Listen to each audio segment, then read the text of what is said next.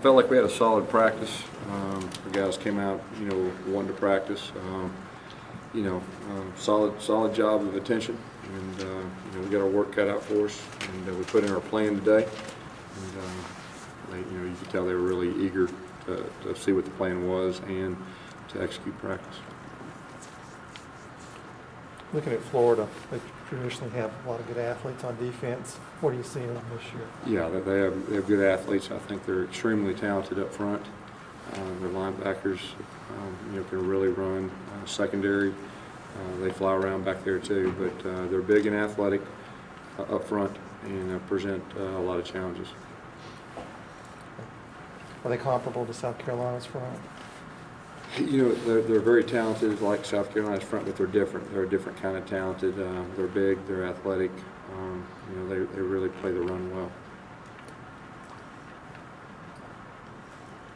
Gus, Gene kind of reaffirmed today that Barrett was the #1 quarterback going forward. And was that a process of evaluation, or was there even any debate about it, or how did that work the last 48 hours as you're evaluating the games? Well, just like any other game, we're going to go with the guy that gives us the best chance of winning. We feel like Barrett does that, and really, we've got to get better around him.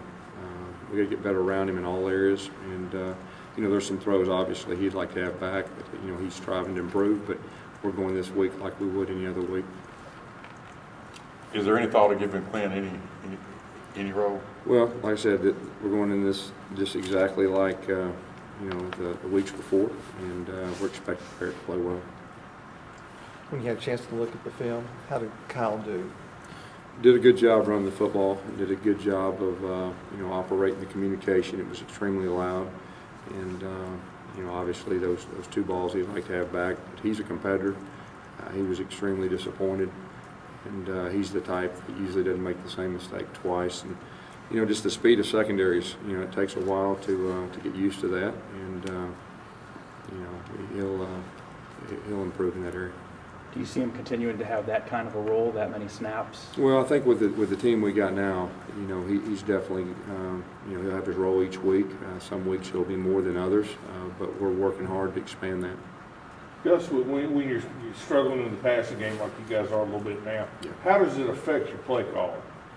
Well, you've got to adjust. You've got to adjust, to what gives you the best chance of being successful and scoring points. And, you've got to try to do the things you're good at the same time, when they dare you to pass, you've got to be able to execute, when they do that.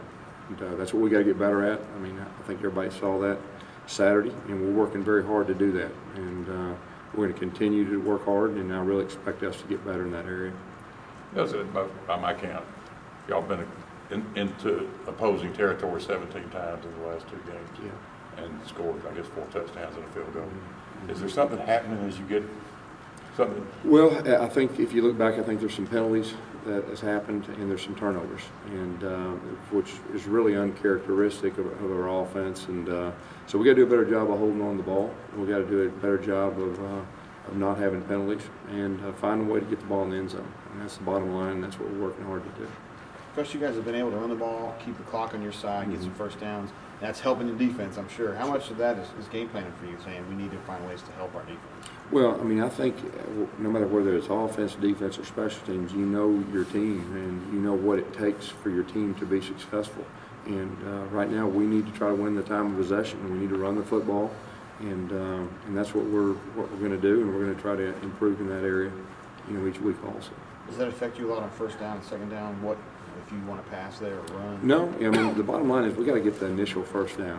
Whatever means that is, we got to get the initial first down.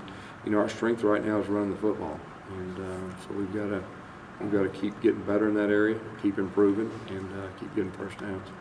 It's one of those catch-22 situations where the more you throw it, maybe you get into a rhythm, but it's tough to kind of do that when the running game is working as good as it is. Well, I think it's a combination of both. When we do throw it, we've got to be effective at it. And, and like any year, you try to figure out what your strengths are on offense, and you try to build around the strengths. And so that's what we're doing. And we're trying to get better in the areas that we're somewhat deficient. You've said in the summer that you'd never played 2 quarterbacks. except maybe a Wildcat. Do you still view Kyle as just a Wildcat, or is this a two-quarterback system now? Well, I wouldn't say it's a two-quarterback system, but his role is, expanding each week, and we're just trying to give ourselves the best chance of being successful with the pieces to the puzzle that we have. So, but his role will expand, but I'm not ready to say two-quarterback system yet. Is Kyle the number 2 quarterback? No, Clint Mosley's number 2 quarterback. In the passing game, I think 6 interceptions, 3 touchdown passes the last 3 games. Mm-hmm. Is it strictly an execution type thing, or have you been able to pinpoint what? Well, there's what's a lot of going on? different areas. It's not just one thing. It's not just a quarterback, not just a receiver. It's been different things in each one of those things and breakdowns. But the bottom line is we can't turn the football over. Can't turn the football over, and especially in the red zone. And we've done that, and that's got to be corrected. You guys have been pretty effective throwing first down, but third down have just been really Achilles. Yeah, we've been poor, there's no doubt. And we're not very good in third down throwing the football, and we got to find a way to get better.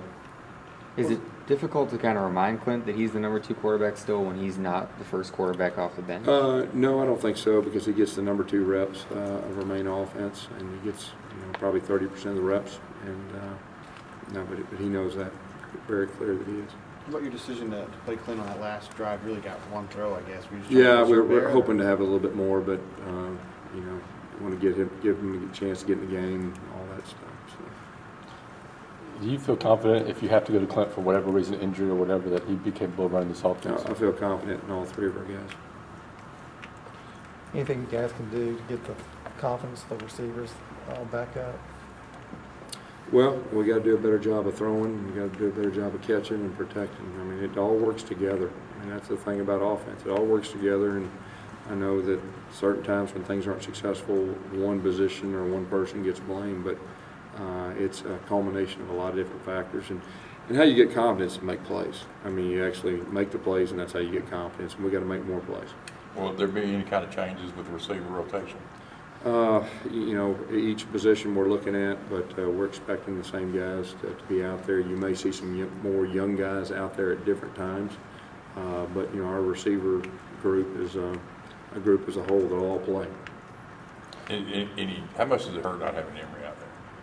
Well, I mean, Emory's one of our better players. I mean, Emory's one of the better receivers in the SEC. So anytime you've got a guy like that, it is a big blow. But at the same time, we have a week of practice to prepare to not having him last week, and we got to do a better job, replacing him. So we've got some guys step up. We got some young guys, and it's just a matter for the light to click on and then to get confidence and to make plays. But like I said, it's not just that thing. I mean, it's throwing, it's catching, it's protecting. It's all works together. Have you seen any sign that the guys are eager to get back out and play a game again? They seem like they were eager today at practice. If you shore up all these little things you're talking about, do you think this offense still has potential to be an explosive, high-scoring offense, or do you think it's just going to be sort of a grind? Well, we're work in progress. There's no doubt. We're trying to build around our strengths, but the bottom line is, we have moved the football, and when we got in the red zone, like you pointed out, we're not getting in the end zone. So we're capable of being better. There's no doubt we're capable of scoring more points. We've identified our deficiencies and just trying to build on our strengths. But the bottom line is we got to find a way to get in the end zone more. So that's our challenge. It seems like in both the games you lost, you came out running the ball really effectively and scoring, and then all of a sudden it seemed to get harder. The defense is changing. Well, a lot of times defenses roll an extra guy or two down, and dare you to throw it, and you've got to be able to do both effectively. So there's a lot of good defensive coaches in our league, and if you're successful with something, they'll stop it, and you've got to have an answer. You got to be able to execute, what they're giving you. And so that's our challenge, and we're still working on that. And as a matter of fact, we're working extremely hard on that. In the ESPN special, they were asking you about the quarterbacks, and you said Kyle was it's been a week since I saw it, but I think you said he was far and away the most athletically talented quarterback you have. Do you feel that way right now? Yeah. If he's the number 3 guy, doesn't he seem out of place if he's the most athletically talented? No, not necessarily. Okay. No, not necessarily at all. He's still learning the offense, and he's still, there's a lot to it. There's a whole lot to it. If he went through spring, maybe things would be different, but he's not ready to be the full-time quarterback. I got something kind of off topic. most of the high schools around here, they've started running kind of a variation on your offense, that kind of coincided with you getting here. I mean, how much input have you had with them? How much do they kind of ask you for, pointers? Well, there's a lot of great high school coaches around here, and I've been fortunate enough to meet a lot of them. I mean, we talk football, but I'm not, there's a lot of guys that can run offense without running ours that are very successful. So, but we do have good relationships with a lot of them. How much do you worry about confidence becoming an issue? Well, I mean, the way you get confidence is play well, and we're working hard to do that. We're very upfront and honest with our guys, and we've got to play well, and we can play better. Like I said, we're deficient in some areas, but we can play better than what we've done. And the bottom line is turn the football over. I mean, that's unacceptable, and the penalties, those two areas are unacceptable, and that's my focus. Does this offense operate any differently than the ones you've ever had before? I mean, do you have one that looks like this, that runs like this, that trends like this? The way you guys have kind of gotten a running Yeah, going? there's certain teams I've had that have run the football more than they've thrown the football, and so I'd say, yeah, in the past there's been a team or two that that's looked similar to this. I mean, is there one in particular, like Tulsa 08 or Tulsa? No, it's probably Springdale High School. Okay. Kyle, after the game, tweeted a very heartfelt apology to the Auburn family about his performance.